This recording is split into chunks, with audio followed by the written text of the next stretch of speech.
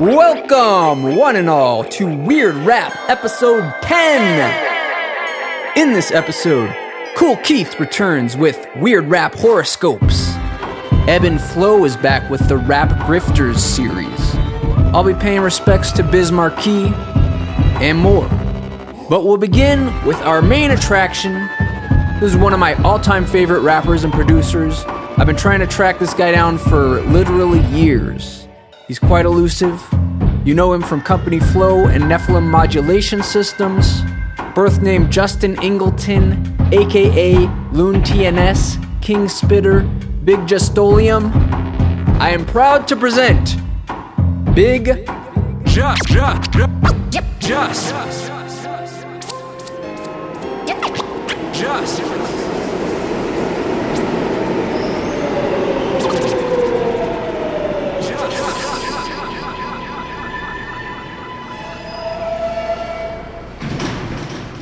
I don't know who my parents are. I'm a product of a biracial tryst, I guess you want to put it that way. From the hospital that I was born in, I would, if I had to do detective work, it took place somewhere in between 96th Street up until Spanish Harlem, when it wasn't cool to, little biracial kids weren't cool. Yeah. Are you certain that they gave you up because you were biracial, or do you know the actual details of why this happened? I have no idea. I really have no idea. I did find out that it's a product of Italian, Black, Native. It's somewhere like that. Yeah. Trying to do detective work. There's not so many Italians uptown except the area where where the Italian mob was at, which was right close to Spanish Harlem.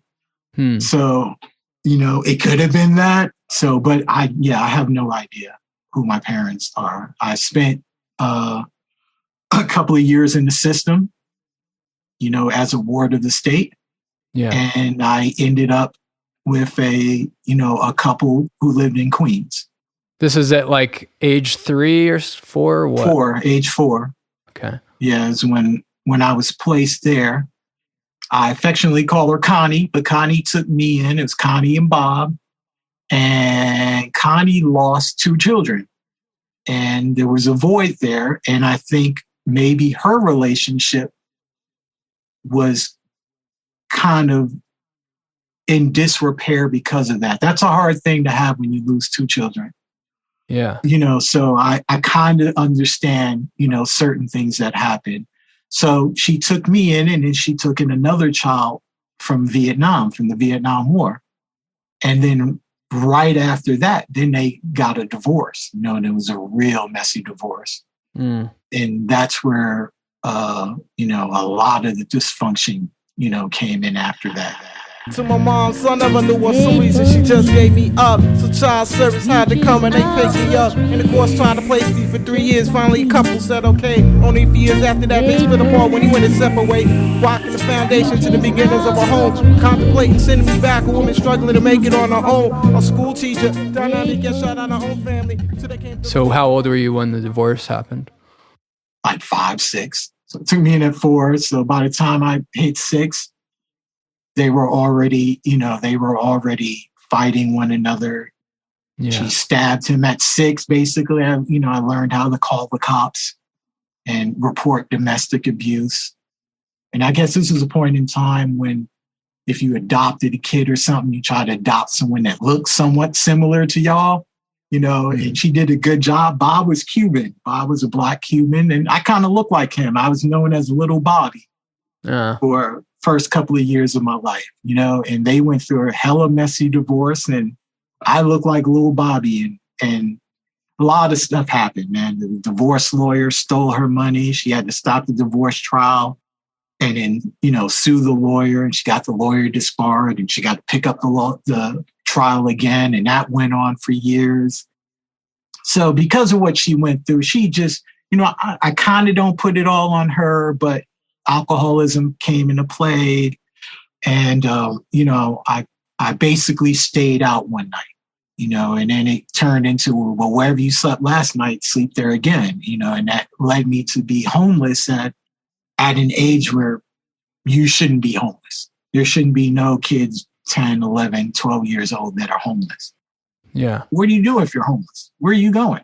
You have no place to anything. You go to your friend's house, but then she get their numbers and call them and say, I'd have you arrested for harboring a minor. So, at some point in time, it's like a scourge to the neighborhood. Like no one could take me in. Everybody was afraid to touch me. Like people were literally like, didn't want to be part of it. They didn't know what was going on. They didn't want to have any parts of it. So this is confusing to me because, yes, she basically didn't want you living there necessarily without specifically kicking you out, but you didn't feel exactly welcome there, or what? Is that kind of how it was? When you don't know I didn't know where I came from. I knew something wasn't right. Yeah. I know I ended up somewhere at 4, but I didn't know where I came from. I had no idea. So I was a quiet kid. I really didn't talk. I'm still quiet to this day. I really don't talk too much on a day-to-day basis. Yeah. And, I would be looking through pictures. I'd just be looking through drawers and just trying to figure out stuff like where am I? Where did I come from? What's going on here? I don't think this is my mom, And so I didn't call her mom. I tried not to say anything. I just tried to start conversations like, you want to check my homework and stuff like, so I did things like that. I wouldn't call her mom, and things like that would piss her off, and if she drank, and she had a lot on her plate. She got counseling and through her counseling, she's a well-known teacher in New York. She's taught a lot of kids. She taught LL. She taught a lot of people in Queens. And I think her psychologist, whatever, basically said, you help a lot of kids, but maybe this one you can't help. You may have to kick this one out the nest, and I think ultimately that just became her MO. But why would she not want you to have a place to stay at someone else's? That's like going a next step to being kind of like That's vindictive. Taking it up a notch. Yeah. And I don't know why she would do things like that. I think she was like, I'm not going to make it easy for you, but if I'm 10, how are you making it easy for me? I don't, you know what I'm saying? You're like, what are you going to do? So, I really had no place to go. I mean, I was sleeping in motherfucking trees. You ever try to sleep in a tree? No. Yeah, it's not fun. It's not cool. I'd sleep in garages and cars. Yeah. And it led me to, sleeping on trains. If I slept on the F train, I just had to do that 2 times, going back and forth. So it's like 4 times each way, and then it'd be daytime. And then, I could sleep on the train. I could look like a little kid going to school. So I could stay up all night writing on the trains. And then as rush hour started and people got on the trains, then I could go to sleep. Thank God for Graph. 79, 1 hour trip each way. Do the round trips 4 times, it'll be day. And I'll be ripping the insides and outsides all night waiting, trying to stay awake. To gain a greater perspective on life, to the elements till I run out of paint.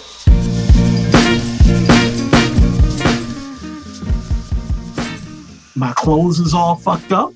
You know what I'm saying? But they were all covered with ink. I just look like a hardcore writer. That's what I look. I look like an artist, like a little kid. My shit was all covered with ink and shit. So that's the only thing that kind of saved me in that aspect. But you're talking about at the age where kids would fry you mercilessly if your gear wasn't, what it was going to school, So a lot of times I didn't go to school because I didn't want to, get it. I didn't want to hear it. I couldn't do homework. I couldn't catch up with shit because I was so far behind. Can you recall the specific moment when the idea to become a writer, a graffiti writer, struck you? Was it someone you met on the train, or did you just see it and think I could try doing this? Or how exactly did you first start? Well, I mean, writing on the trains, you're going back to 70, 71, 72, 73. Yeah, I would count myself as like a 3rd generation writer. The whole foundation of everything was already laid before, I picked up my first marker or my first spray paint. can. It just so happened that because I had nowhere to go and I was homeless, I was able to write on the trains. I was able to kind of stay up at night and tag and bomb, you know, up until, and then at one point in time, I couldn't do that anymore either because the city got worse and there were more transit cops on the train and stuff. So I couldn't get caught writing at some point in time. Then I just had to be on the trains and be awake because the trains were too crazy. I couldn't sleep at night and neither could I write. So I would just sit there and kind of memorize all the writers' names for the sake of having something to do. Yeah. I guess we're working towards where Connie had you sent to military school. But before that, another thing I was just confused about is she filed for like a restraining order against you. Is that correct? Yeah. Connie, like, was there did you do something violent or something to deserve that? Or what would spur that? She turned me into a little hardcore kid. You know, I don't know any way to put it. Part of it stemmed from the way our house was set up. We had these two-way stairs that you can go up one way and then there was a landing and then you can go down another way. And whenever she tried to beat me, it would turn into a track race on these stairs. And that would frustrate the shit out of her because she wouldn't be able to catch me with a belt, you know? Wow. And so she started throwing stuff at me. And then, you know, she always threatened. She had a real bullwhip from Spain from the time she went to Spain. And she'd always threaten me, next time you do that, I'm going to hit you with the bullwhip. And then one time I'm in the 4th grade, so I'm like 8, 9. And she got the bullwhip and she was tagging me up with this bull. She was literally a real bullwhip. And she was catching the shit out of me.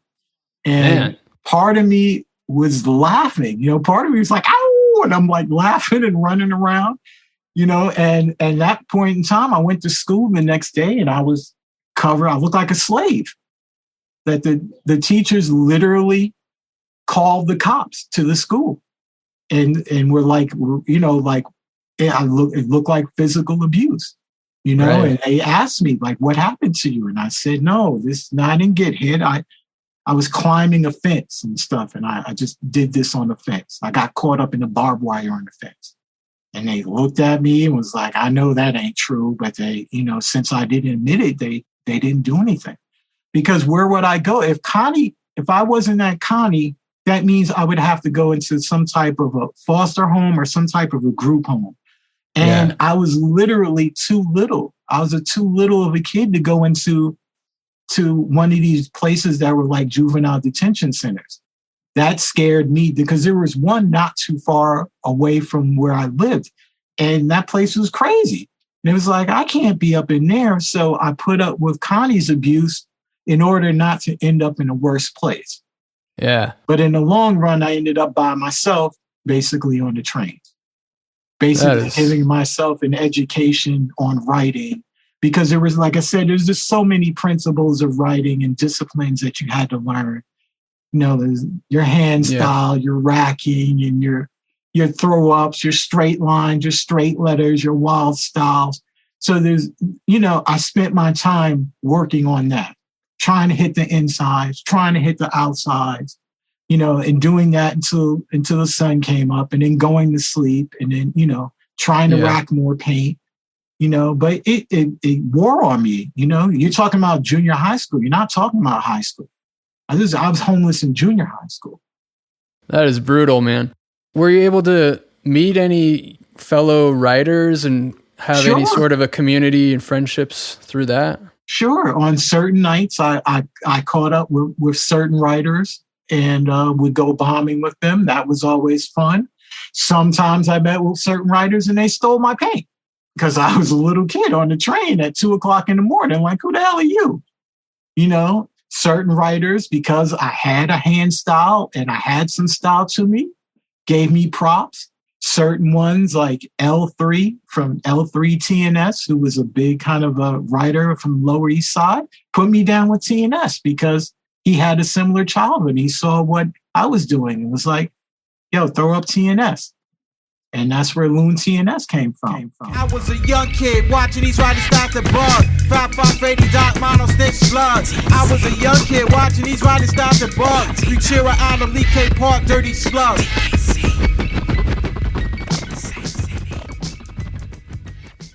I stuck to certain train lines because they were safer. Right. So I took the Queens F train from 179th Street to Stillwell Ave, which is Coney Island. And so that was like a 2.5 hour trip. Then I rode it back, and I rode it again and rode it back, and it would be daytime. Sometimes I took the A train and I slept in the lifeguard chairs out in Rockaway Beach because there was nobody out on the beach at 2, 3 o'clock in the morning. And I could sleep there until maybe 5 when the sun came up, and then, then I would head back to the trains. So, it completely wore on me. I would have to say probably stunted my growth. Stealing paint and stuff was fun. But let me tell you, man, stealing your food every single day, I don't want to ever have nobody should ever do that. Have to go through that. That's like some of the worst shit ever. Yeah. If I have the timeline correct, being homeless and involved in a lot of graffiti was both before and after you went away to military school, right? Yeah. I mean, the glory days was before military school. Okay. Yeah, she would kick me out 2 or 3 times. I'd be homeless 2 or 3 times a week, every single week. Yeah. It got more than that, but that's what it started out to. And what she would do is that she had a notebook. So she would call the cops on me and make it seem like it was a disturbance that was my fault. Then she'd call the cops, write it in a book. And then when the cops got there, she'd pull out the book and say, this is how many times the cops have come here because of him. Can you kick him out? Again. Wow. And some of the cops were racist and were like, kid, just go somewhere. And some of the cops were grown men who would just break down crying. And we'd be like, what the fuck is going on here? Yeah. So because of this book, this log book she had of how many times the police had to come, she thought that she could get an order of protection against me. Underage kid. She's trying to get an order of protection against an underage kid. So we had to go to court. It was early in the morning, and it just so happened both of us are on the court steps together waiting for the doors to open. And we get in there, and, the judge is like, what is this? What are you talking about? No, you can't get an order. Why is he out? What are you doing? No, you cannot get an order of protection against him. And I don't remember everything that was said. I do remember that she had, I guess, some sort of a moment of clarity, or she had a heart for that particular moment. It was like, I'll send him away to school. Right. Then she proceeded to find, one of the illest schools to send me to. So I'll send you the link to my school, but I went to a wild ass military school. And how long was that for again? 9th, 10th, 11th, 12th. And then, and then every summer. So it was literally like doing the prison bit. I come home maybe, 2 weeks out of the year. Ay. Yeah, and the military school was insane. That shit was like a prison. You get report cards every Friday. And if you fail classes, it brings down the overall merits of the particular battalion that you were in. And then kids would beat your ass up if you're bringing down the battalion, because everything was based off of who ate first. If your battalion didn't eat first, you had to march for like an hour before you can eat, and you got the last of the food. So the whole shit was Lord of the Flies. And in the end, I ended up getting kicked out from there because I was the only kid that wasn't allowed to leave the campus. She had some type of restriction because I was bad and I ran away and stuff like that I wasn't allowed to really leave the school, which really made it like a prison. So I rebelled from that and went back to New York and was right back to being homeless. But at least at this particular time, I was able to get a job and kind of start working and paying for a place myself, you know? Yeah. So during these years, you basically witnessed the birth of hip hop. Can you kind of talk about briefly how you watched hip hop evolve in New York City? Yeah. I was able as a little kid, able to see not only it form, but basically see what it was before it became hip hop. Before I heard anything coming out of the Bronx, I've heard Grandmaster Flowers. I heard Love is the Message. I heard Spoon and Rap. I heard different songs that later would become hip hop, but it wasn't hip hop at that particular point in time, but everybody had the same records. And those became the breaks. And since I was too young to go into clubs, there were plenty of park jams in Queens. The formulation of the elements and all of that had more to do with the documentation of the culture as a whole in the 80s. It really wasn't like that. It became that in the 80s. It became where writers and breakers and everybody would end up at the Fun House or the Roxy, you know, so it did become into that, but it wasn't that at first. And at first, you know, it was the DJs, and before the DJs, it was the writers. Those are the scouts. Those are the people that brought the scene from uptown to downtown. The writers were the trailblazers. So that's basically what I gravitated to. But I think in the long term, you know, you wanted to end up like Ram LZ. You wanted to end up the quintessential B-boy who tapped into everything. When I considered myself an all-around B-boy and I could get down in every form, is when I felt like I graduated from that, you know, and then it was time to move on and kind of figure out other things. So in the past, I've heard you briefly refer to the tunnels, quote unquote, the tunnels. And you've talked about how they kind of represented a turning point and a coming full circle. So I was hoping you could expand on that.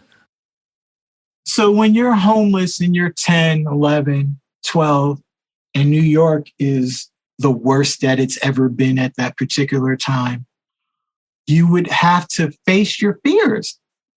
You have to face your fears. You have to face the demons in order to try to even figure out how to survive.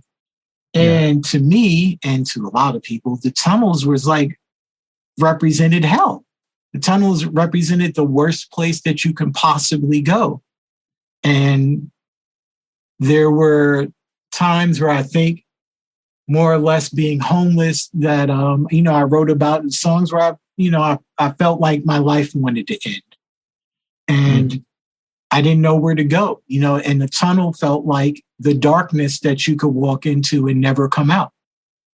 And then it turned into jumping into the tunnels and walking into it. And it turned out being not that. It turned out being one of the safest places to be in the city. So sometimes your fears aren't justified. And sometimes you do have to face the fears to figure out what it means.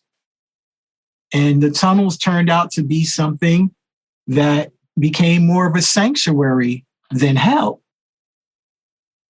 And for people unfamiliar with NYC, these are the subway tunnels, right? These are the actual subway tunnels themselves. Yeah, when you go through the station, get to the end of the station, jump on the tracks or jump on the little side walkway and actually walk in through the tunnels. Most of the tunnels were empty and quiet unless train maintenance workers were working in the tunnel. Okay. So they just became places where I can go to and sometimes sleep, sometimes sit down and, relax and not have to deal with what was going on above ground. Because, you don't want to be 10 or 11 years old and getting shot at and stuff like that. I've had random people shoot me. I had people run up on me and try to blow my head off. Had a lot of stuff happen in being out on the streets when you're not supposed to be out on the streets. So, like I said, the tunnels was just some place where I just felt like I wanted to end it. And And it didn't become that. It became the absolute opposite of. Yeah. So that's one full circle. So that's one circle of it. But then when the crack era fully hit, then I found myself running in the tunnels. At one particular time, as a writer, I'm still jumping the turnstile and not paying my fare, but now I have an air pellet gun, a big Bowie knife, an 8-ball, and I'm on my way to make sales, basically. And I jump the turnstile and I see a cop and he calls me over to him. And so I run toward the end of the tunnel and I hide behind the girders in the train that hold the station up. And I'm ducking behind there. And he obviously thinks I have something. So he pulls out his gun. And, now he's trying to shoot me. And the train is coming into the station. And he's running toward me with his gun. And I'm running toward the end of the station, trying to jump back into the same tunnels that I was in so much as a child, but now, I'm running for my life through these tunnels to get away from the cops, and that's when that hit me full circle that it's not, this is not for me. This is not something I need to be involved in, and that was a particular moment that came full circle. And was that kind of when you redirected yourself to focus more on music, would you say? Maybe that was the time I redirected myself into stealing cars. In order Gaffling whips. Gaffling whips. Gaffling whips just to get away. I hit a dealership in the boondocks and made my escape. So, I got to a point that, I started working on music. I started hanging around my man Shake more. I started hanging around Antex more. We did start working on music. Shake got into, he got me into basically every industry event. I got a chance to see the industry at its highest level before I had a chance to break in it at its lowest level. So I was at all the parties. I was at all these after parties. I really started to see what the industry was about. And I completely hated it. And I knew that at some point in time, in order for me to get in music, I had to do it my way. Lionhead, I ain't no idle threat. Do 0 to 60 instantly. Catch giraffe net. Welcome to the same damn circus. Different clown men.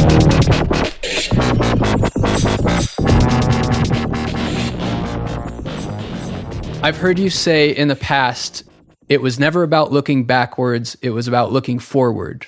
You mentioned the name of a local sound system that you grew up around called Infinity Machine. Yeah, no doubt. And how that phrase inspired you.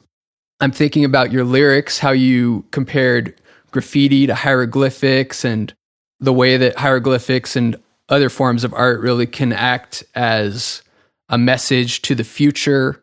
And I'm thinking about how art can also affect the outcome of the future. As Ramel Z said, he painted to pave the road. Right. And, and your music to me has always sounded really futuristic.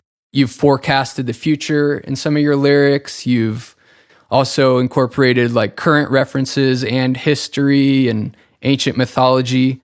So this all makes me wonder about your orientation to creating art as it relates to time and timelessness and, how it might be heard in the future, just how you regard it all as far as time goes. Originality is something that's super important to me. That stems from my era of writing where you really, really had to be original. You couldn't really bite nobody's hand styles or anything like that. It really looked crazy if you did. Just like kind of looks crazy when you bite musical styles, but for some reason or another, we're just not in the same day and age. So originality is the future part, but the timelessness part really comes from music in the past, comes from Gil Scott, Stevie Wonder. It really is about, people who've made classic timeless songs. So I'm conscious of making timeless music. that stems from the past. The originality stems toward the future. The consciousness of the music is really more of kind of like the heart and soul of it. The legacy could be more based on the ego from time to time, more than anything else. Putting my heart and soul in something probably means more than the legacy aspect of it. There used to be a phrase, anti-graffiti campaigns in New York, make your mark in society and not on society, basically. Right. Yeah, consciously, I want to make timeless music. I want to make conscious music that comes from the heart and the soul. I want to leave a legacy that's based on the art form of it, but the legacy sometimes is not more important as you look back at it. Right. In the immediate short term. Obviously, in the long term, your legacy, you want to leave something behind for people. So that is important. But I'm not concerned with legacy right up front, as I am more putting my heart and soul into something that's going to affect people. Yeah. Well, I mean, I think you can think of legacy in a couple of different ways. You can think of it as how your name will be regarded, in the future, right. But you can also think about it just as what you affected, what change you affected, whether you get credit for it or not, how you changed culture and thinking, through your work. Yeah, without a doubt. I definitely have been inspired from like my First Nation people. I got a lot of First Nation cats who listen to stuff, we're listening to stuff on the res and talking about how it really influenced them to, hear something that had validity to it and was really speaking the truth as opposed to, the nonsense that comes out of people's mouths sometimes.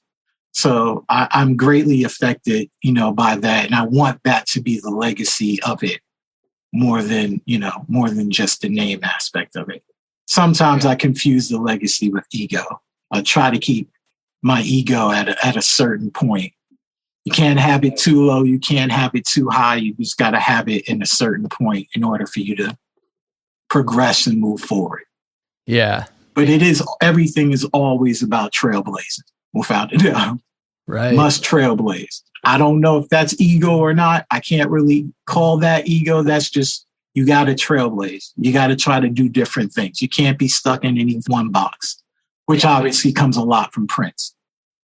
Right. Yeah. You've mentioned Prince as being a big influence. Yeah. Super big influence. Yeah. And he was definitely a trailblazer. And so that's something that you're very conscious of as you're creating art, that you want it to be new and fresh and different. It has to be. Yeah. Are there other kind of intentions going into your creation, like messages that you're trying to send across? I mean, obviously there are messages, but as you're creating, are you thinking, I want this to do this? I want people to feel this or react in a certain way from this art? Or is it more just like what you're inspired to do and you're not thinking about it so much in that respect? Yeah, I'm not really thinking about it as much. There are certain things that I set out that I want to say. A lot of times this is not really based off of how most people do it, where it's like enjoyment. You get together, you make songs that you really like and I feel sometimes, most of the time, I'm obligated to make music that other people are not making. Yeah. And that's a lot with the NMS stuff. It's not really meant to it's not bashing the political system for no apparent reason. It's the fact that nobody's actually saying anything and something actually needs to be said. So I can't really be focused on how people are going to interpret it. I just really need to say it and get it out. Yeah, that's definitely something I've really resonated with, the anti-establishment kind of revolutionary aspect to your lyrics. And I was kind of making me wonder, is there any hope that your music could sort of spark the revolution or, inspire people to resist in a way? Yeah. Why not? Yeah. I mean, to me, it's hard for songs to actually do that, but there have definitely been songs that have, that have put that notion out there in the air and have maybe been the theme song to revolutions. We hope to create something that's like a theme song to revolution. We have stuff on this album that to me falls under that category with that purpose of, could we possibly make the theme song to get people inspired? And then going back to legacy and the ego, it reminds me of how you talked about in the past how you used to do these invisible tags. You would, you would write in like varnish or whatever. I would just, at night, I had to take the dogs out for a walk. Or sometimes I'm like in the backyard and I would just take anything aerosol, Lysol, whatever. And our house is kind of stucco. And I would just use anything that was aerosol in the house and just hit the back of the house up, basically, just to kind of practice hand style. Yeah. Until one day I ran out of stuff and the only thing left was Easy Off, the oven cleaner, which is like a foam. Right. It's like a thick foam. And so I tore up the back of the house. I did mad throw-ups all over the back of the house like I was bombing the train. And then it disappeared. And then all of a sudden, when it rained one time, the whole house was just covered in grass. But the tags were all waterproof. And then Connie came home and was like, what the fuck? But yeah, every single time it rained for years, I got a beating, because the house was bombed. And she literally had to paint the house in order to cover it up, and then I took that concept and I was like, maybe it does work. So I took it to other areas that had, that same consistency of stucco or concrete. And I copped tags with it. And sure enough, it worked. And as far as I know, I'm the only person who did that. But that's a happy accident. But yeah, I strive to do things like that because of Stay High 149, who used to write Voice of the Ghetto with these 2-tone and 3-tone inks in his markers. So, at 10 years old, I'm mixing silver spray paint with green ink. And, I'm making these 2-tone inks. And, that's the first set of trailblazing to me, basically.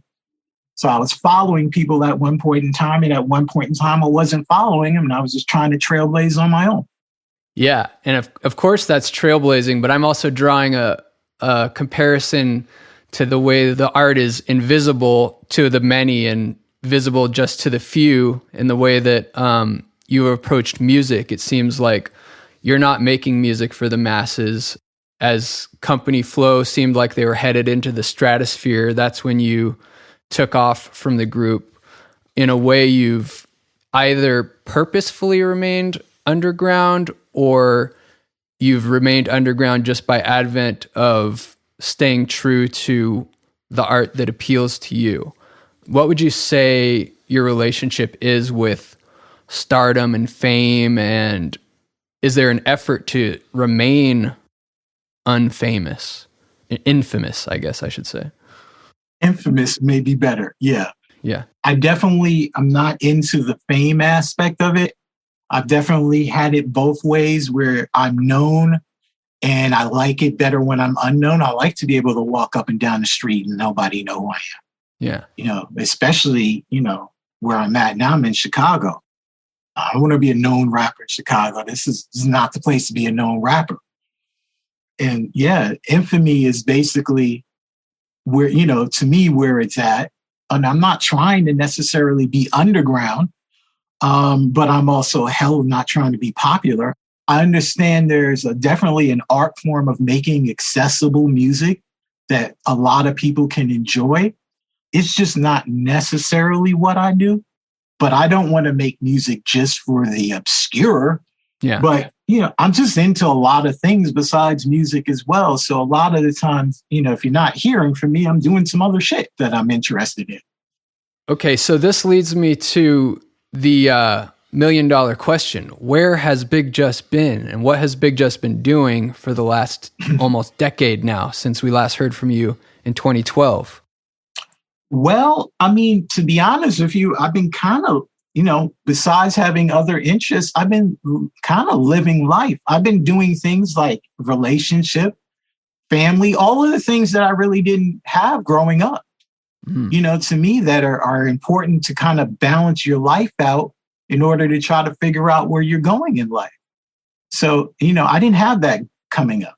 That wasn't there all of my childhood, a lot of my adulthood, up until now. I'm just now achieving some sort of a balance, some sort of unconditional love, some sort of family, doing the small things that most people take for granted are huge to me and have not been in my life. So yeah, I am kind of saddened that it's taken a long time for me to do, but those things were so important that, really be honest with you, time just flew by in a state of, being happy.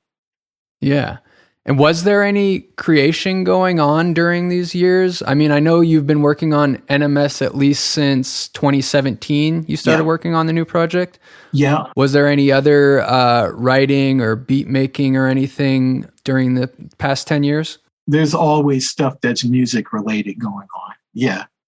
I'm into a lot of different things having to do with music. Sound itself. The sound is one of the pillars of the universe. It's one of the pillars of life itself. So to me, I'll be doing something sound related with frequencies, tones, music, sound for the rest of my life, because it is really one of the only universal languages that are, that exists, that you can truly say it's a universal language. You can truly say that one of the pillars of the universe is sound, vibration. In the beginning, there wasn't the word. In the beginning, there was sound. Holographic verbal calligraphy. The voice box is a 2000-piece symphony. A waveform energy based on the spires of Archimedes. Scholars write their thesis on its authenticity. The sacrosanct that will erase entire time. I'm into sounds and frequencies and other types of sound healing approaches to music that ultimately will come out, and I think the gap of the 9 years will start to make sense in the future. You'll start to see the other things that I was working on, but I had to develop some type of a skill and mastery, or, even just an understanding of the principles and how to apply them effectively. Yeah. I'm really curious about the sound healing stuff. Are you able to expand a little bit about what that is?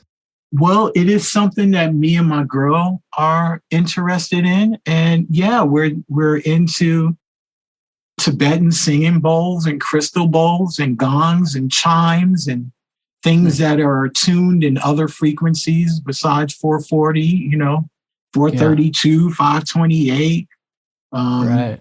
We tuning forks, just basically, creating sound baths, creating sounds for meditation, creating sounds for sleeping.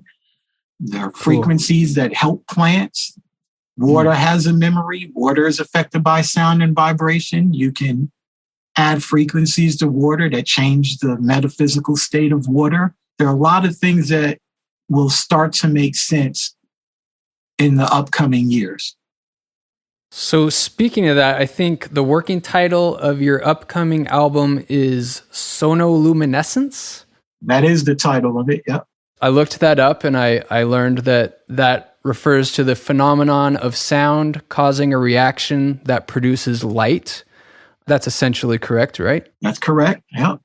Yeah. That sound, light, body activation, Yeah. And I really like the idea that you said, since you were kind of concentrating on darker stuff with the NMS, that this was made in a way to balance that out with something kind of more positively focused, right? Yeah, exactly. So can you talk a little bit more about the lyrical direction that you're taking with this? Right. Well, it really is. It's about balance. You kind of got to balance both out. You can't have one outweigh the other, to me.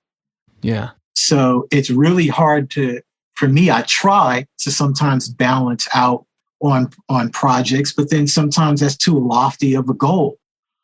The immediacy of NMS is getting out the messages that need to be conveyed, and they're really not positive at this point in time. We don't have a functioning country right now. We don't have a functioning government. Shit is all ass backwards. And once again, we're at a point because of COVID and a lot of other things that, that really need to be said. So that's more of the darkness. And because of that, I have to balance that out. And, being in Chicago, it's, you want to balance that out. You want to be able to offer some different sounds to the people that are feeling trapped and feeling like there's only one particular direction that they can kind of go into. I love Chicago. I love my time being here, but I'm in a hot spot. This shit is fucking ass backwards. These kids is caught up in the game of Tetris, and they just, when you call Duppy you come. You can't sit here and be talking about dead people like that and think, Duppy ain't going to come visit you. So there has to, I don't know if because the blinders are on and things are too closed in, that they have an accessibility to anything that's different outside of what they're doing. And to me, I'm influenced by that. I'm influenced by trying to find something that I think people can grasp onto here. Yeah. So it's localized, but it's universal at the same time. And I have to take both approaches. And then somewhere in between there is your timelessness between the local and the universal, then maybe I can cross that timeless gap.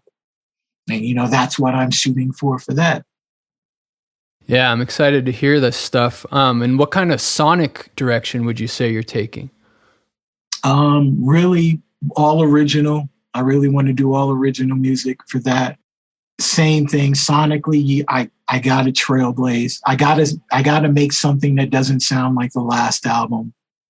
The last one was, like a faster, more chaotic and noisy direction. So are we now taking a departure from that, or is it even getting more chaotic and noisy and fast? I would say NMS is probably getting more chaotic and fast. Okay. And the Sonoluminescence stuff is hopefully matching the lyrical flow more. So fast and chaotic and positive may not be the right equation for that.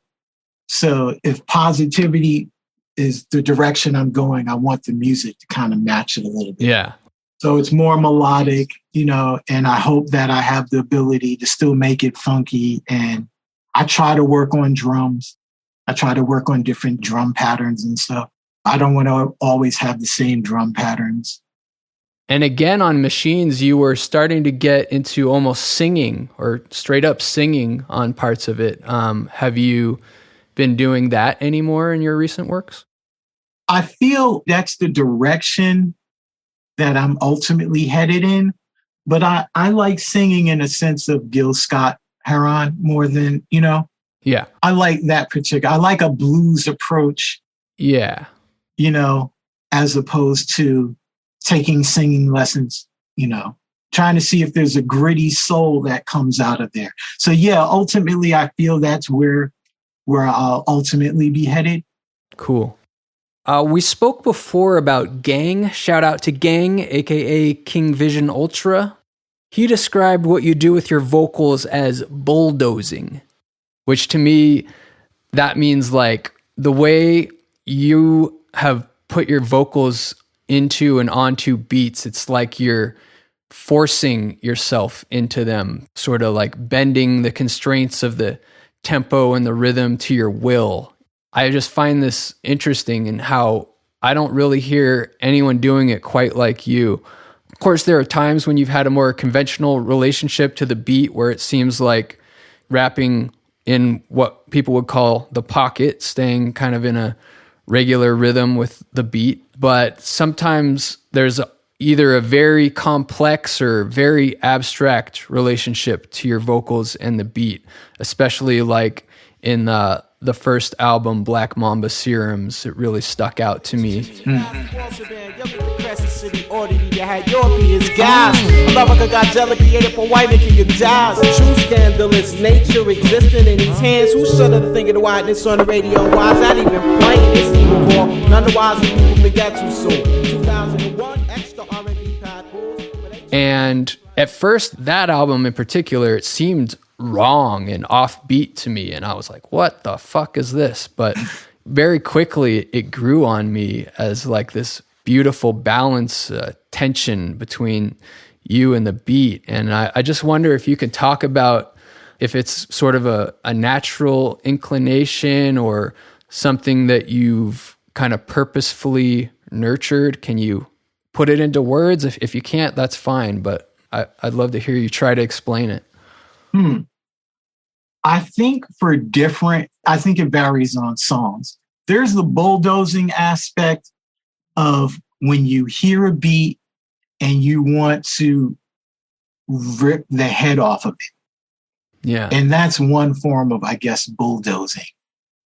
There's another aspect of it where if you're talking about songs on the Black Mamba serums, a lot of those things were really art therapy for me going, you're talking about during, before, and around the time of 9/11. There was a lot of stuff going on. I was just down, Company Flow, we lived on Murray Street. We lived across the street from the World Trade Center. During Black Mamba serums, the subverse office was still just 4 blocks away from the towers. So, I was greatly affected by the stuff that was going on there. It was completely life-changing. And for Black Mamba, I think a lot of those songs to me were therapy. And I approached them, I guess, as such. There was also another aspect of whatever songs that were going to be on Black Mamba serums when I first set up shop in Atlanta. When I moved down there, mysteriously, all of these samples and stuff, I had a pile of samples for that album, and they disappeared. They were gone. Right. I don't know where they went. I don't know what happened. And I had to restart that album over from scratch. That added to it. There were a lot of things. There was an urgency of certain songs. There was the fact that there was the emotional content of songs that will create. Yeah. It's not related to a flow, but it's related to the fact that you pretty much had to say what you had to say at that point in time. So to me, there's bulldozing in a good way. There's some of it that doesn't come across the way you want, but that had to come out that way.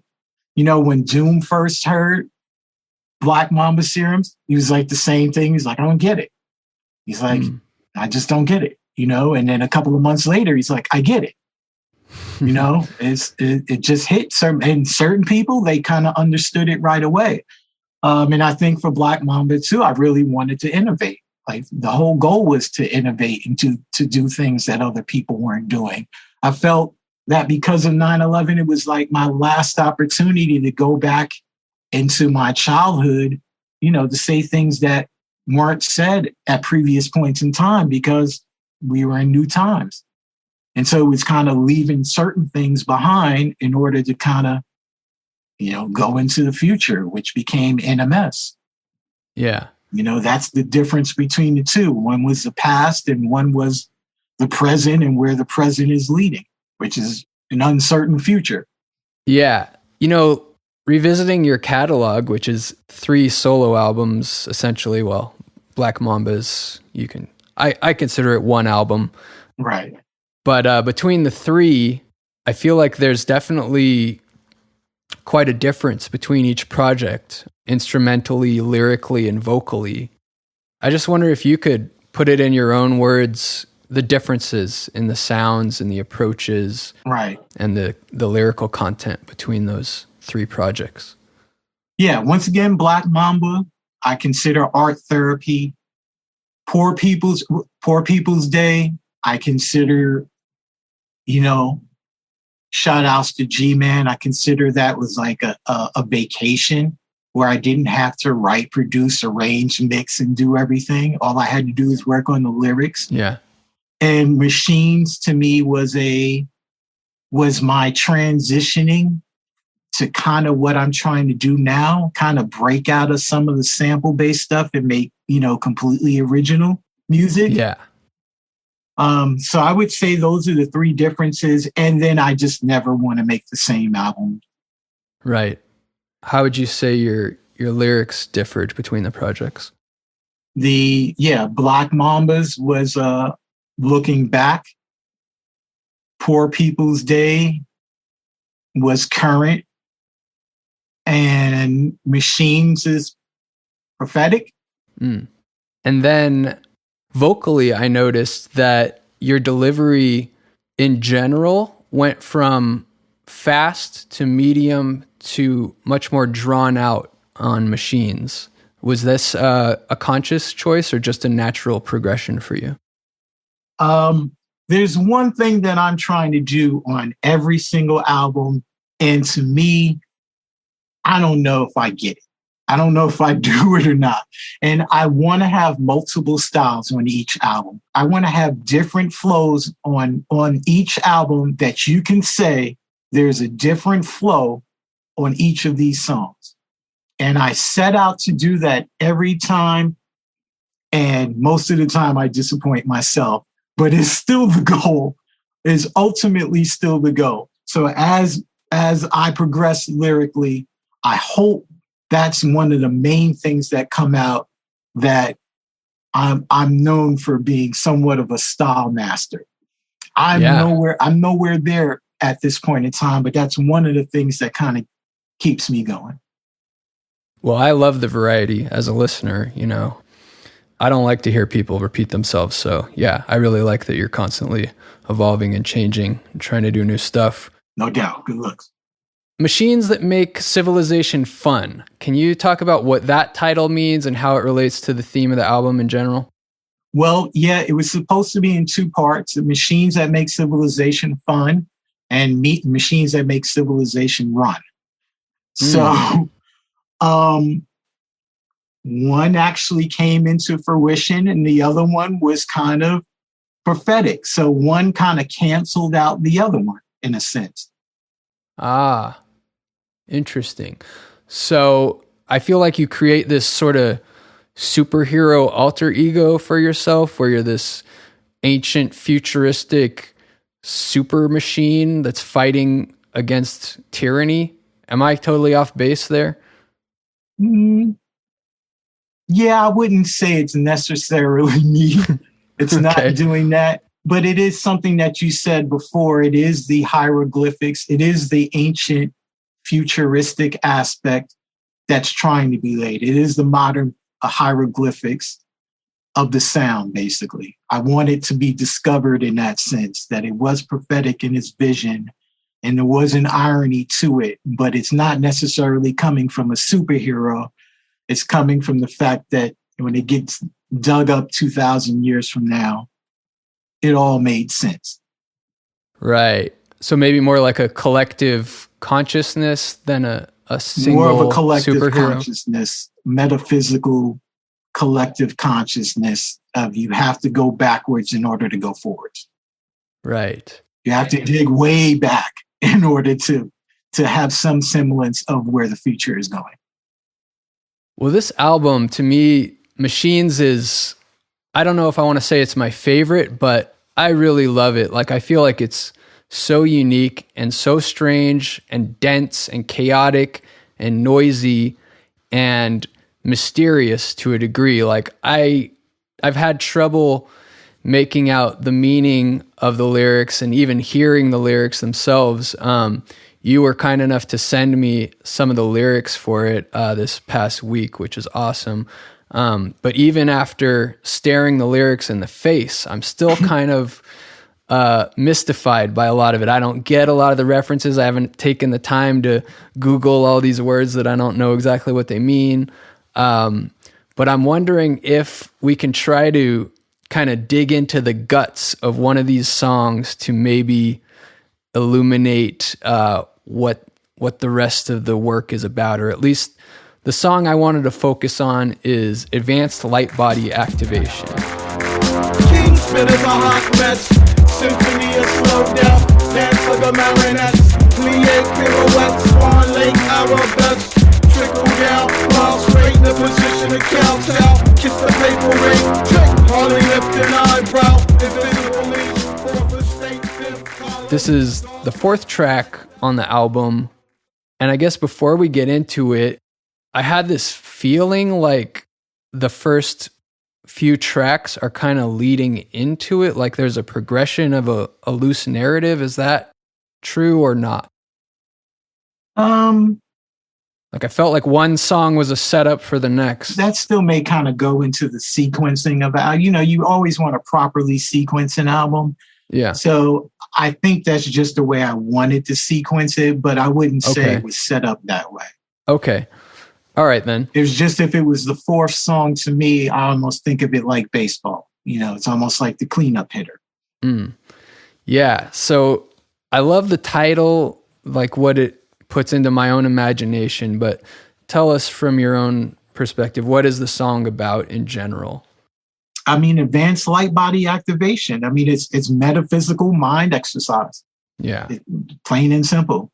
It's just flexing metaphysical terms in kind of like a mantra form.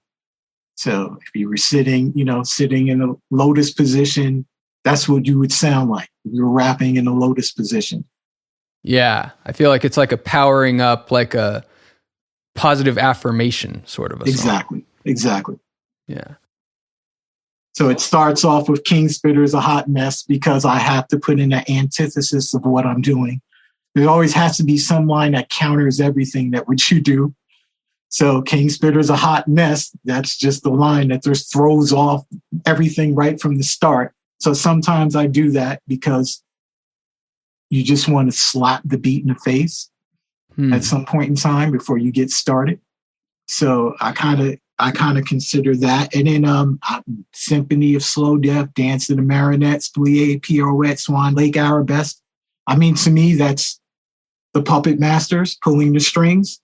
Yeah. Leading to, civilization's demise. Right. So I would say that would be the first opening lines.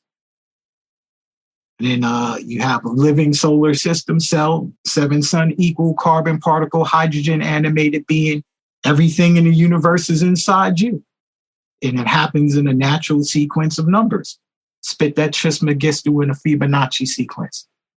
And Hermes Trismegistu is basically the collection of principles from our earlier time of Tahuti, which is Kemet. So the principles go back to the earliest time, but everything that exists in the universe exists inside you. It's all one and the same. It's beautiful poetry, and it's really cool to hear you explain the meaning behind it. But I'll be sitting with that album for a long time to come. I think it's slowly, the meaning seeps in as I absorb it more.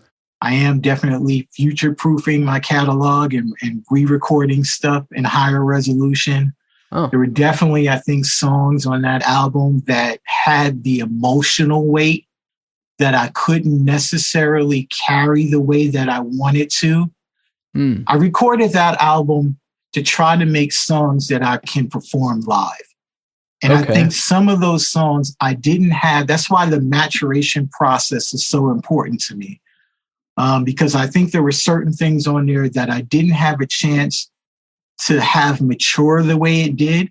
And there are other things on there that, like the Machine song, the title one, that the emotional content was so strong, it came out the way that it came out. And I had no choice but to release it the way it did. But there are definitely songs that I'll be re-recording that I think will hit a little bit differently, only because I've had time to understand how they relate to the music in a live sense.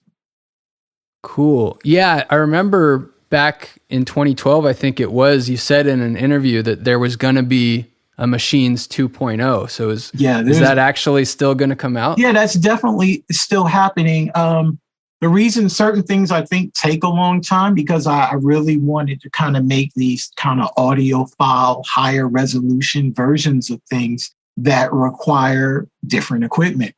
My equipment game has to step up a little bit more. These converters got to get a lot better. There's a lot of things I got to step up in order for me to feel like I've now got it to the point where I can record these things for prosperity's sake. And I've future-proofed my catalog the way that I'm supposed to do. But I do own all of my stuff. And all of that stuff is coming. I'm just sometimes waiting for the technology to catch up. Sometimes it's waiting for the money to catch up. Yeah. So If we can get into politics a little bit, obviously politics are a big part of your lyrical content. You're very knowledgeable, apparently, with like a far leftist revolutionary bent, I would say. I don't know. If you go too far left and you go too far right, what happens? Well, you meet. Right. They cross over one another. So I try not to use the terms like that. Yeah, you're right. You know? I've ran into my own form of conservatism facing me on the far left, which is never any fun. Yeah, but, you'll end up in the same room at one point in time when you go too much to the extreme. Yes. So it's about independent thought, you know? But how was this established in you in the beginning? How did you get oriented to politics, and what kind of fed your knowledge? Look, I mean, I grew up in New York City, which to me really kind of had everything, you know, that was the beauty of New York, where it was a liberal city, but you really had all points of view. But really, I mean, be honest with you, a lot of my politics were shaped by racism. Because at that point in time, you can really see in the earlier years that besides all of the bullshit, what it really came down to was maintaining a racial hierarchy. And if you ask me today, nothing has changed. It's still the same thing. Some of the players change, some of them don't. Some of these motherfuckers like Biden has been around forever. Yeah. Old as Methuselah is still there being the gatekeeper. You know, I figured out what it really was at an early age. Then it just never became hard for me to fill in the blanks. You know, and then there have been certain things in life that I didn't quite understand, maybe. Something like being so close to 9/11 that, you know, you smell the dead bodies, you know. And there are things like that where you want to have more of an understanding of how could you have been awake, you know, but live right across the street from a secret CIA office where you and the CIA shared the same corner deli. And so sometimes you don't know everything. Sometimes you're like, you know, you need to get into a deeper understanding of things. And then I think at point in times where I have to get a deeper understanding. And then once I get the deeper understanding, then I kind of pull back out again, because like I said, you don't have to follow this shit every day. You don't have to wrap your brain around this shit every day. You know what's fucking going on. It's always been the same, and it's still going to be the same until there's real change. And the real change only happens through the people. So yeah, I don't get caught up in that. I don't get caught up into the conspiracy theories. Yes, it can eat you up alive if you're sitting there thinking about that shit fucking all the time. Right. You just know these things. First of all, even conspiracy theory, get that out of your head, because that ain't nothing but two people conspiring to do something. It's right. Just all words that are just put there to trap you up. You know, they really are trying to make you a zombie. You know, you and Orko kind of foresaw that we were going into war back then, but it wasn't that hard to see, No. I guess. No, it wasn't hard to see at all. It was actually on the news every single day. Right. It was so much so it was nauseating. And that's really, because me and Orko got together. That's not what we wanted to fucking make music about. We wanted to trailblaze. We really looked at ourselves as a Coltrane and a Miles or a Dizzy, getting together and trying to make the most avant-garde, next level music possible. And it was like, why are we doing that? Something has to be said about this, because this makes absolutely no sense. And that's really how the NMS came about. F-117 for jackass and giant elephant in the cockpit. Dropping daisy cutters or kitty targets. Ready to vaporize the mythical boogeyman of ashes in orbit. Blindly trying to set a simulated democracy free. For schizophrenic ego mascot for broken left and extremely retarded white wing. In reality, back in the aughts, the mid-aughts, early aughts, you were able to predict the future to a degree. Yeah. Whereas now I wonder what you make of the current situation and where we're headed. It's exactly the same. Nothing has really changed. It's exactly the same. It's the same principles. This country has been at war for, what did they say, 237 of its 145 years. But if you throw in 1612, you throw in slave, you throw in native, the First Nation people, and you throw in slavery, I mean, we are at war since, over 400 years. I guess there's always a dim hope of, some kind of a collapse or a revolution, but I guess that's something that no one can really foresee. Well, that Hegelian dialect is a bitch, man. When you got these think tanks that all their job is to present the chaos, mayhem, destruction, and the solution to it all at the same time, or as Rahm Emanuel eloquently put it, never let a good crisis go to waste. The people have to start thinking the same way. Because, that's the difference between, maybe pre 9/11 to now, that all of this stuff is modeled. 9/11 was modeled as well, but all of this stuff, everything is modeled now. How do you retain some kind of hope for the future? How do you keep going when things look so dark and grim? Do you have hope that the common man will overcome the bad guys? Yeah. Even though I'm from New York City, internally pessimistic place, I'm an optimist and will always be. It can happen. Change can happen. I think change ultimately will happen. You can only overstep your boundaries, but so much before it becomes ludicrous. It just makes no sense. And the people have to do something, and I look at these times are some of those times. People have to do something at this point in time because now it just absolutely makes no sense. It's, you're going back to Germany at this point in time. I mean, mm-hmm. and you can only be but so oppressive. I mean, there's only a certain point in time that the people have no choice but to do something. Yeah. I find a dim hope in hackers and robot technology maybe, or aliens hopefully just saving us. But you got any thoughts on UFOs and aliens, on all this recent kind of seems like a planned presence of the UFOs phenomenon in the media? Well, I mean, hey, you're talking about a plan that goes back to the mid-60s. Talking about if all else fails and there's complete chaos, break out the aliens. You're saying the aliens are in control. It's an old plan. That shit is old as dirt. Yeah, so you think there might be a fake UFO invasion on the horizon or something like that? Once again, how far are you going to push it before it's comedy? How far are you going to push it? I should even use Michael Jackson as an example, but at some point in time, he was so large and he was so isolated to himself. He was in his own fucking world. He had monkeys. He had his own, you know what I'm saying? You're at your own amusement park. You're in your own fucking world. Your life is your amusement park. These motherfuckers are in their own world. They really, really think they pulling this off, and they surround themselves with a bunch of motherfuckers who feel the same way. And they really honestly think this shit is going to work, but it gets more fucking farcical as the day goes on. Sure, bring on the aliens. Bring them on. Let's see how that goes. Well, I think we're definitely in store for some interesting times, whatever happens. No doubt. No doubt. I got just a few more questions if you got a little more time. Shoot.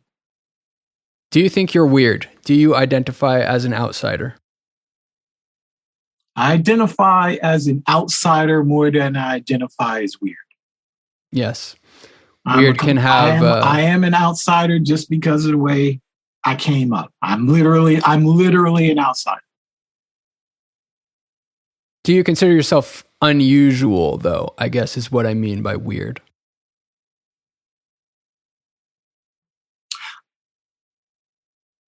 I try... that's a good question. I don't know. I try to be me. I don't know if I'm unusual or not. I know I'm quirky. I know I got some quirks to it, but I mean, I don't go out my way to be unusual, but I know I'm naturally an outsider. I can't change that. That's just the way I came up. I see things outside the box all the time. I'm always thinking outside the box because I've always been outside the box. Well, I have a theory that like the outsiders are generally the vanguards, the people that actually create change in our society.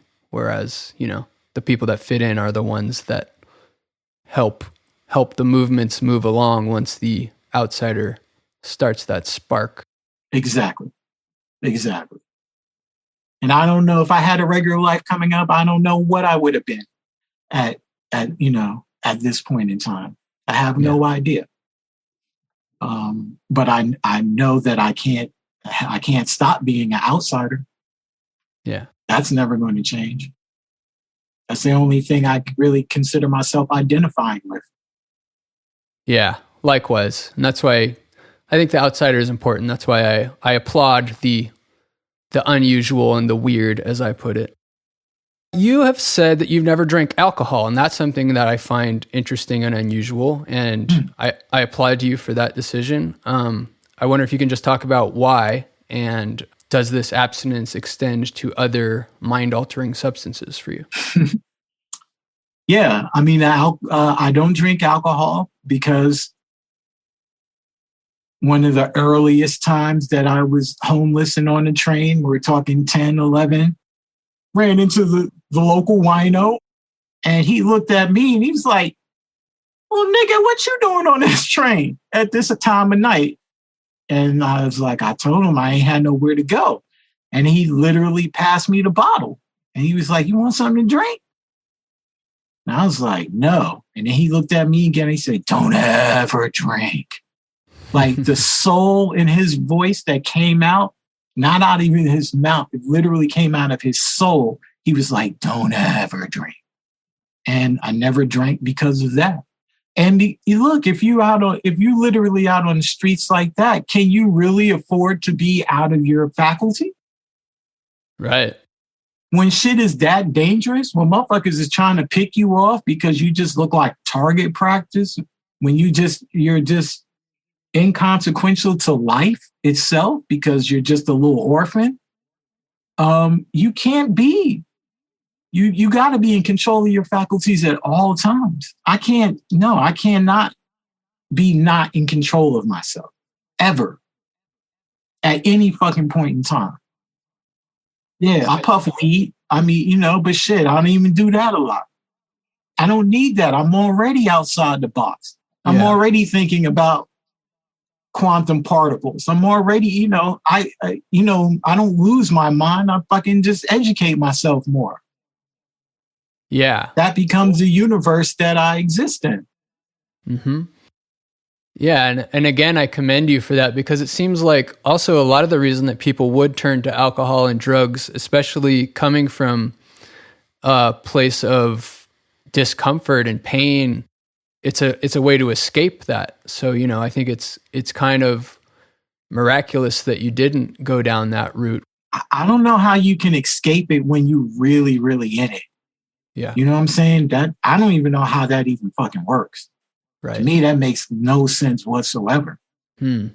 I've had points in time where I felt I stretched the limit of my mind because of what I was going through, and I could break my mind. And I've had nights where I literally thought I'm about to crack something in my brain and go cuckoo.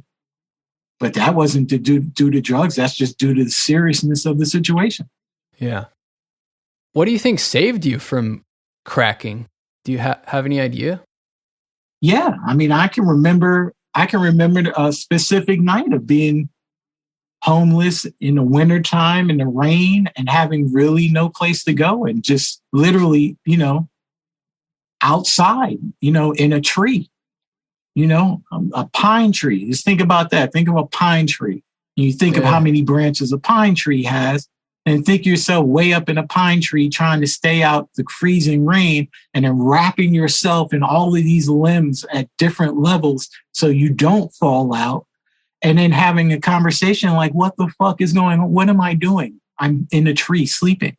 And then, feeling myself like, I'll crack. Let me just crack right now. And then the next thought in my head was like, go ahead and crack, because ain't nobody gonna give a fuck anyway. You're just gonna be another dead little nigger. This ain't nothing more. You're just gonna you won't be here no more. And, that's why it mentally made me stronger. Wow. Because no one would care. Yeah. But, there's always been a little voice in the back of my head that was like, that's not the mission. Do you think that your childhood experience has traumatized you in any way? Like, do you think you may have grown to be, resistant to getting close to others because of it, or any other kind of issues that stemmed from that? I mean, I tried not to. That's why, you asked me why I've been away for so long. Like I said, the part of it is just living that life that I didn't have when I was a child. Yeah.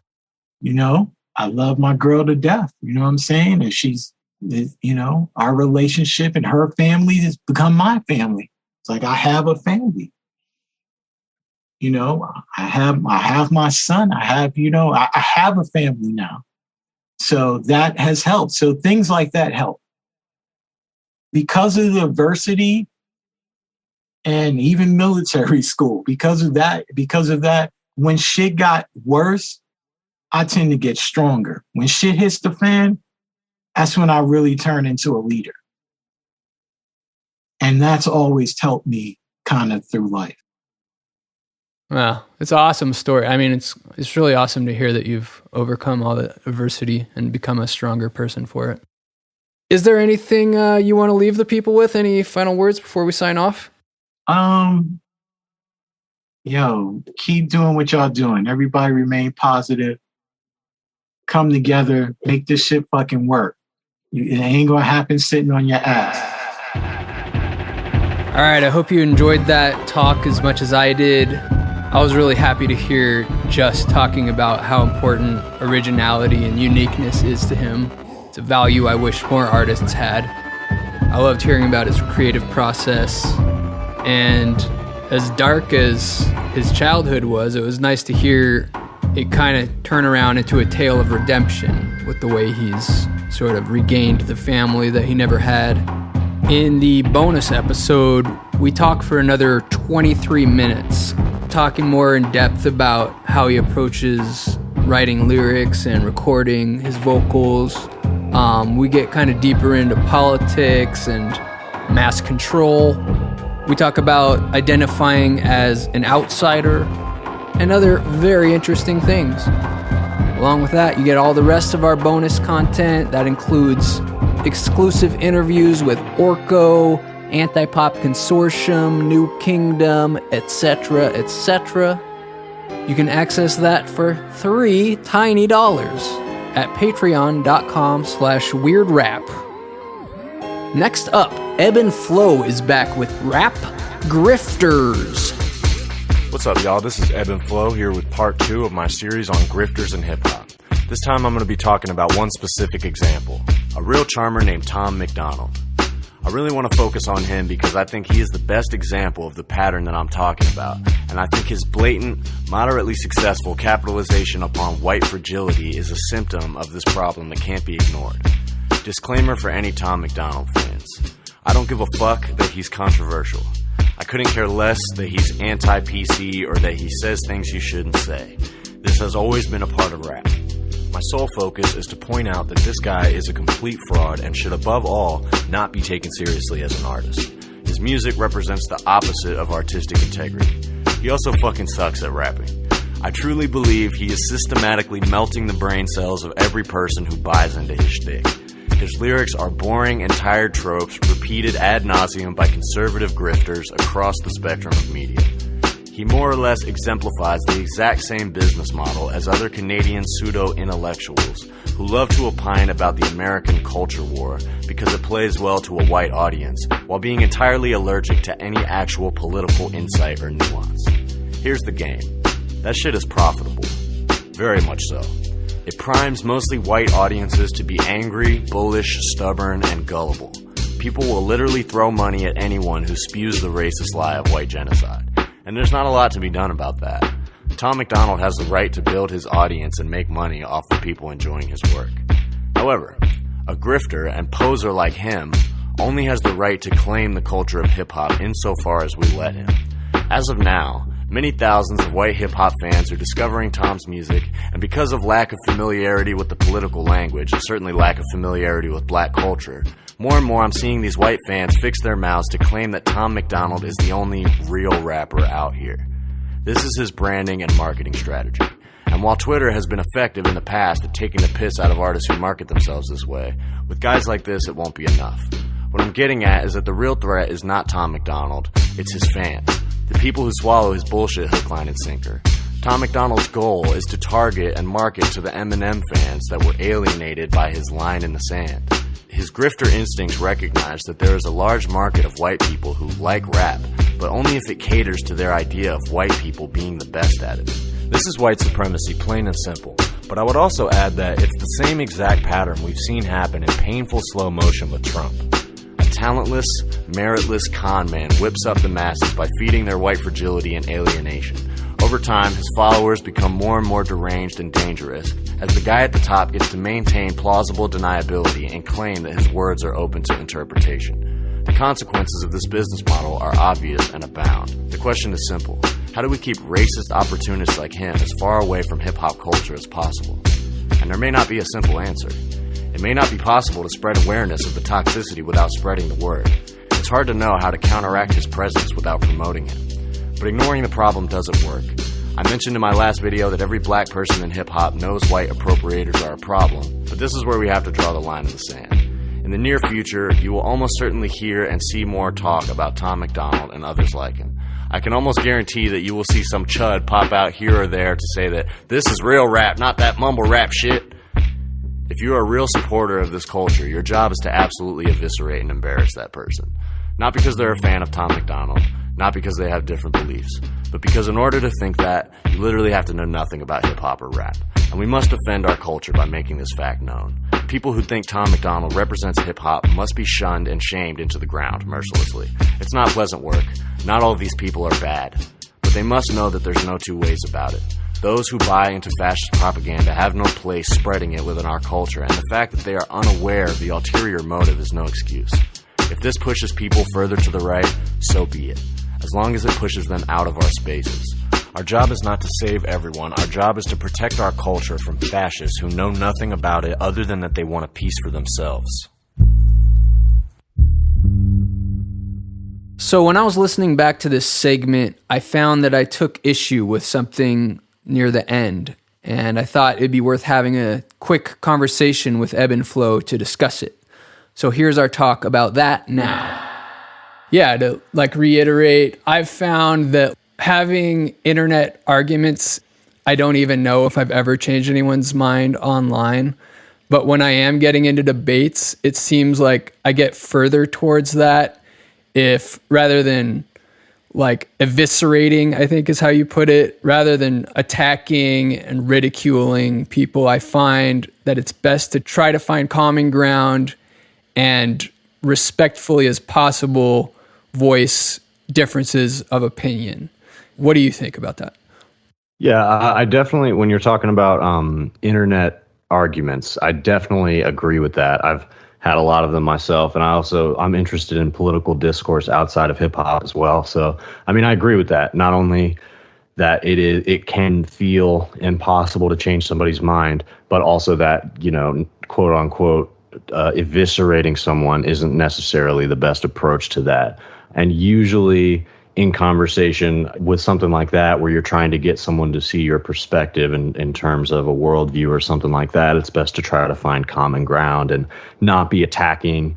So I definitely agree with that. I guess my logic for putting it the way I did in the video is that personally, I feel like this is not so much an issue of changing hearts and minds, I feel. And it's more an issue specifically in this realm of hip hop and talking about somebody like Tom MacDonald, of making it abundantly clear to people that it's a problem to be engaging with content and personalities like this and associating that with hip hop. I think that is more toxic and more of a problem for the culture in general than it is a problem to add that toxicity to the world by calling somebody out and, you know, whatever somebody might have to say to somebody like that. It's like, I obviously don't want to increase the amount of just like petty, toxic argumentation in the world. You know, that stuff drives me crazy.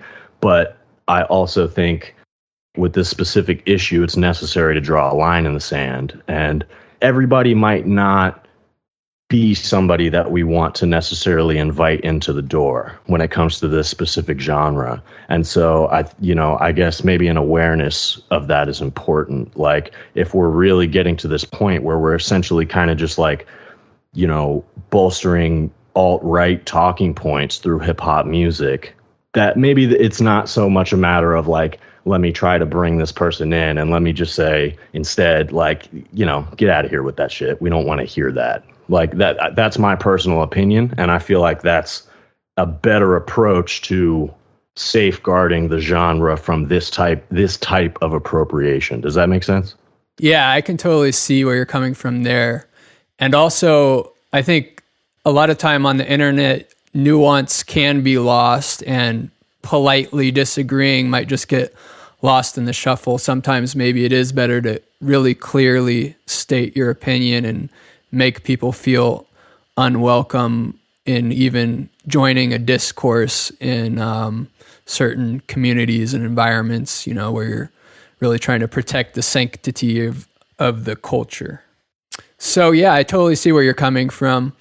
But yeah, the whole idea of whether hip hop itself is something that can be saved at this point from outside infiltration could be, you know, up for debate too. I feel like it may be back when it became like a corporate commodity is when, you know, the idea of keeping its sanctity might have gone out the window. But, you know, I do see how we can still always try to protect it and make it stronger and better. Yeah, by keeping harmful, toxic ideas outside of the discourse. Yeah, and I totally agree with what you just said too, especially the way you put it. Like, you know, does it even make sense to have a conversation about preserving the purity of hip hop at this point? And I mean, aside from that, you know, not to pull the race card too much, but it's like, you know, we're two white guys here sitting discussing hip hop as well. I don't know what your, you know, origin is or whatever, but you take my point that it's like hip hop has already evolved to this point where there are many kinds of people involved in it, and I think that that's a good thing. And I think that most fans and, you know, just in general, people should advocate for that because it makes the culture stronger, it makes the genre stronger. You know, there's been lots of better music that's been put out because of I think the wider net that's been cast. There's also a lot of trash music that comes out as well.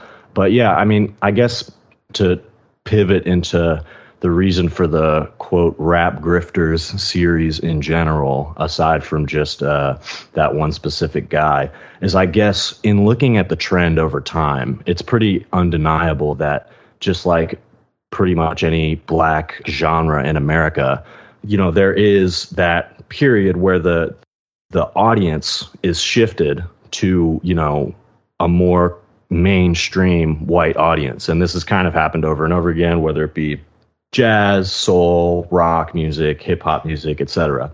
I think there is a fundamental difference with hip hop where it's a little bit more built in the inherent, like, you know, the origin of the genre, the inherent blackness of it. I think people understand that for the most part.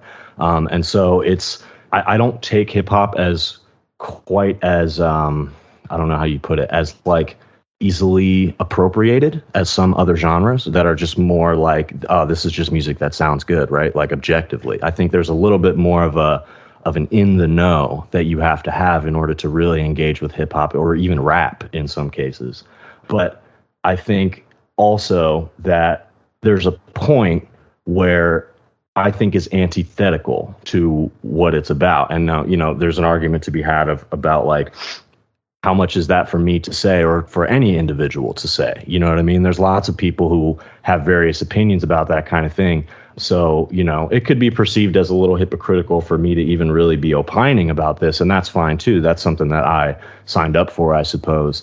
But I guess I just see it as there is a certain point where it's what you could call appropriation, which I don't personally think is always negative, right? But I do think that there are certain kinds of interpretations that are just overall toxic and also threaten the overall image of the genre on the mainstream stage. Like, I would rather have unserious rappers like Migos and, other people like that representing the genre than someone like Tom MacDonald. And I think people should take seriously the risk of rappers like him stealing the spotlight based on the popularity of those kind of reactionary ideas. And if there's not a strong pushback to that, I do think that could come to characterize rap in a lot of people's minds. And that's why I focus so much on taking apart the idea that this is real hip hop. You know what I mean? I think that that's real toxic. I'm inclined to agree with you. I feel like there is a lot of nuance and vague edges around, cross-cultural appropriation / pollination. And of course, like you said, we are coming from the perspective of white people who are by our nature privileged to not have been the victim of historical subjugation. But yeah, I definitely tend to agree with where you're coming from, which is why I'm super happy to host your series. Can you tell us a little bit about what the next episode is that you're planning? Yeah, absolutely, man. And I appreciate you hosting it as well and also having this conversation. When I put the video out, this was one of the conversations that I anticipated people, taking that issue with what I said. And I totally think that that's a fair perspective. So I'm definitely glad to have been able to talk about that more. As far as the next episode, I'm wanting to actually take a step back and talk about it from a little bit more of, I guess, a general politics in rap perspective. Because the first two episodes, as you know, you played the first one as well on your last episode, and the focus is on more of like right-wing type of rhetoric and people who are specifically playing to those ideas. But then I think in order to talk about that, it's necessary to take a step back as well and talk about like, what is the sum total of political discussion in rap anyway? Like who is to say that it should be left wing or right wing or whether either of those terms even apply? And I think it's an interesting subject because there's a long history of it. And the way that it's culminated today is a hodgepodge of different ideas. I think for the most part, people in hip hop tend to be more on the left, but then at the same time, it's like there's weird anti-Semitism involved with the whole 5%er thing, and that's a serious part of hip hop's history. And some of these narratives are the very things that get appropriated into the more pointed right-wing stuff that I've been talking about. And so I guess I felt it was necessary to talk a little bit more about just the general politics of rap and what exactly my stance is in it. That's awesome. Yeah, I think, whatever side of these debates people fall on, I think it's super important just to think about it at all and have these discussions. So cool, man. And you're an MC yourself. Where can people hear your stuff? Yeah, so it's all over. It's on all streaming platforms. If you search Eb&Flow, that's EB ampersand FLOW, EB and sign FLOW, all one word. If you search that name, my stuff will come up. On YouTube is where you can find my other animated content and sort of skits and stuff, and that's where the series that Jonah is playing actually came from. So if you want to see the visual that goes along with that, which I encourage people to do because there's more visual context in the videos, like different quotes and stuff from these artists that I think help paint the picture, as well as all my music and different comedy stuff that I do as well. So yeah, the name is Eb&Flow. You can find me on social media at Eb Knows Flows as well. We lost a lot of weird rap royalty in the last year. We lost Marky D, the second of the three Fat Boys, Shock G, MF Doom, And these all saddened me, but really none of them affected me like the recent passing of Biz Markie. The B-I-Z, the M's, the M's, the A-R-K-I-E. What I really identified with and what I feel like Biz Markie represented in general was the outcast, the loner who didn't fit in, didn't get the girl, got made fun of, and, you know, rather than trying to fit in, he seemed to really embrace his uniqueness. He went against the grain head first. In the mid-'80s, when other MCs were making themselves out to be superheroes and Casanovas, on his debut album, Going Off, the very first track is Pickin' Boogers. Now this may sound disgusting and like very gross, but it's sure to have it tripping. Ciolus and clothes, it's not right at the sun or sweet like sugar, but it's rather on the bug tip and it's called Pickin' Boogers. In one of his earliest singles, The Vapors, he talks about being left out and ridiculed by his peers. After getting rejected, I was very depressed. Sat and wrote some deaf doodle rhymes at my rest. When I used to come to parties, they make me pay. We'll have to beg to get on the mic and rap that day. Then with the second album, The Biz Never Sleeps, I think he fully embraced his vulnerability and the clown persona and his kind of unusual interest in singing. When he came out with the Just a Friend single, that's when he really blew up. In that song, he frames himself as a dateless loser, and to top it off, he's bellowing out the chorus, kind of awkwardly but heartfeltly crooning, at a time when this was unheard of in rap.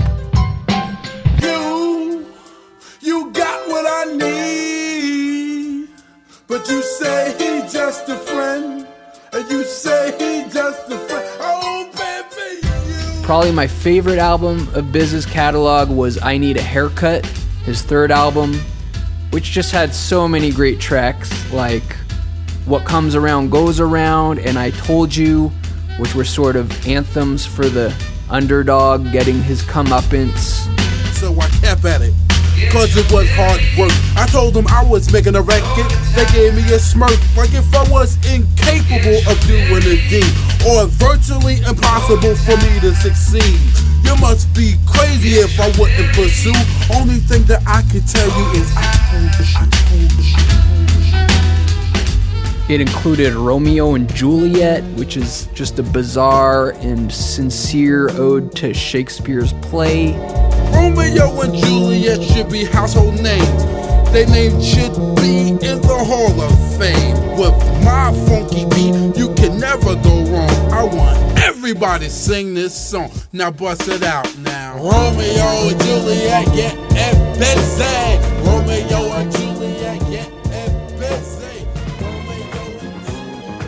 The next album, All Samples Cleared, was pretty excellent too, with probably my favorite song being Let Me Turn You On, which was sort of a ridiculous disco soul track.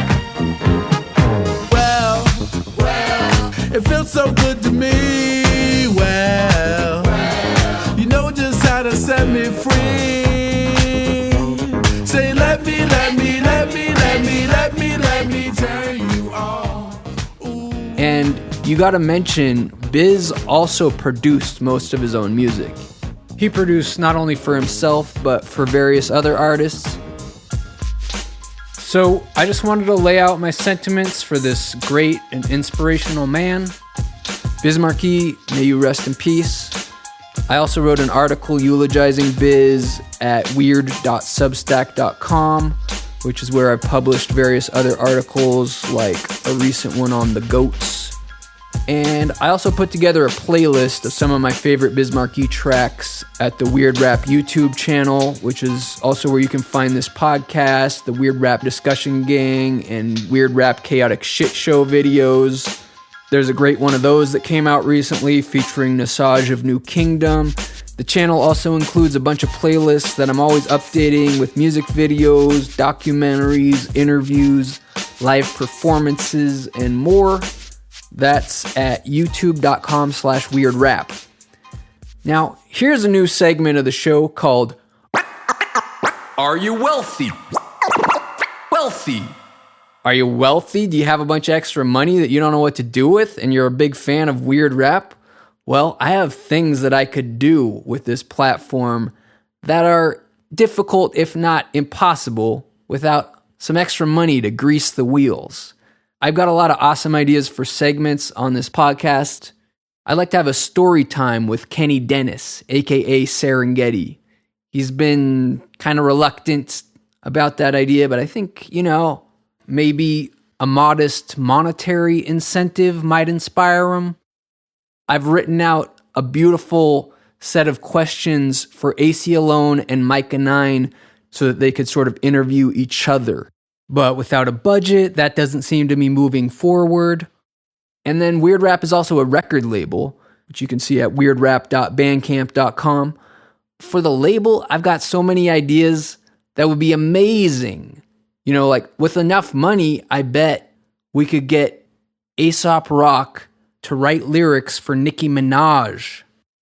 Or we could get Tricky to cover Half Shark, Alligator, Half Man by Dr. Octagon with Bjork singing the hook. Maybe LP would produce a track for Billy Woods. Or we could have a Dose One and Busy Bone collab song.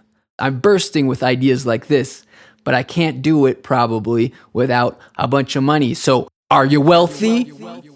Contact me at weirdrap3000@gmail.com. I also like getting letters there from anyone, preferably compliments, but any kind of feedback. If you have an interesting letter for me to read on the show, I might do it. And now it's time for the second installment of Weird Rap Horoscopes with Kool Keith. Yeah, it's the Weird Rap Horoscopes of Kool Keith. Check your horoscope. Aries, become a cattle rancher. Taurus, color your hair lilac. Geminis, your spirit animal is a cricket. Cancers, build a spaceship. Leos, invest in denim.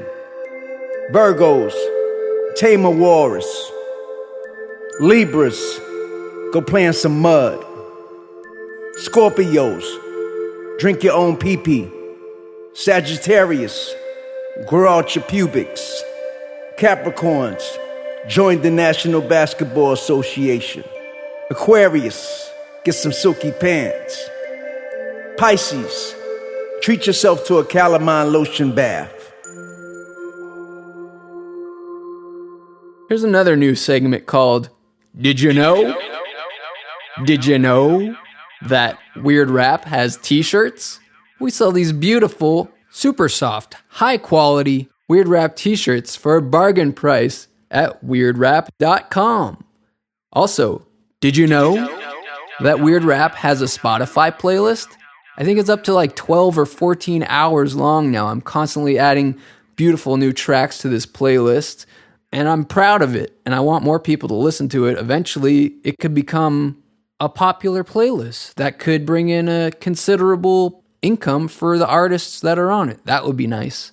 But regardless, if you like weird rap music, I think you might enjoy listening to the Weird Rap playlist. You could just search for Weird Rap, or you can go to the URL sptfy.com/weirdrap.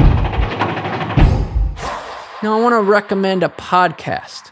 I don't know why I do this. I'm probably the only rap podcast that recommends other rap podcasts to listen to. But anyway, this time around, I'm recommending the Crate 808 podcast. A lot of the artists featured on this podcast are a little traditional for my taste, but a lot of them are very interesting to me. They've interviewed Homeboy Sandman, Arm & Hammer, and many more. But two of the most recent episodes that I really enjoyed are the Del the Funky Homo Sapien interview. I could just listen to Del for hours on end. I think he's so interesting to hear in interviews. And by the way, I'm trying to get him for an interview. I've written him a couple times and I've never got a response. So if anyone knows like a good way to get Del to come on the show, that would be cool. But yeah, it's a great interview. And then the episode before that was featuring Gary Suarez of the excellent Cabbages newsletter. He came on the show to talk about the first Dr. Doom album, First Come, First Served, and it is a fascinating discussion. I think any Kool Keith fan will really enjoy that. That is the Crate 808 podcast. If you want to help Weird Rap and you're not wealthy, or you don't even want to pay $3 a month for the Patreon, what you can do for free and just a minute or two of your time is go to weirdrap.com/rating. I know I berated people before on the podcast, gave you guys a guilt trip for not rating the podcast in Apple, and I'm sorry for that because I realize now not everyone has an Apple account and it's not that easy to find how to rate stuff. But now I've updated weirdrap.com/rating so that whether you got a Google or a Twitter or an Apple or various other accounts, almost anyone can go there and in a matter of 30 seconds, a minute, you can do some various clicking around the internet that will help us fight the algorithms. And that would be much appreciated. weirdrap.com/rating. And now it's time for yet another new segment. It's Hip Hop Haikus with our guest poet/rapper, Andrew Mbaruk. Of course, the traditional structure of a haiku is 17 syllables arranged in 3 lines containing 5, 7, and 5 syllables respectively. And this one, Andrew has titled Mud. A muddy mixture, memories metamorphosed amid the mute mind. Let me know what other rappers you'd like to hear do haikus. Again, this episode's bonus companion episode can be found at patreon.com/weirdrap, and all of the many Weird Rap tentacles are consolidated at weirdrap.com. Thank you for listening. I am the Mole. Till the next time, as much of a misfit or an outsider you may feel you are, like Biz Markie, be yourself and follow your heart. As Bigg Jus might suggest, face your fears, go into the tunnels, emerge strengthened, and blaze new trails. You gotta trailblaze. Make the world weirder.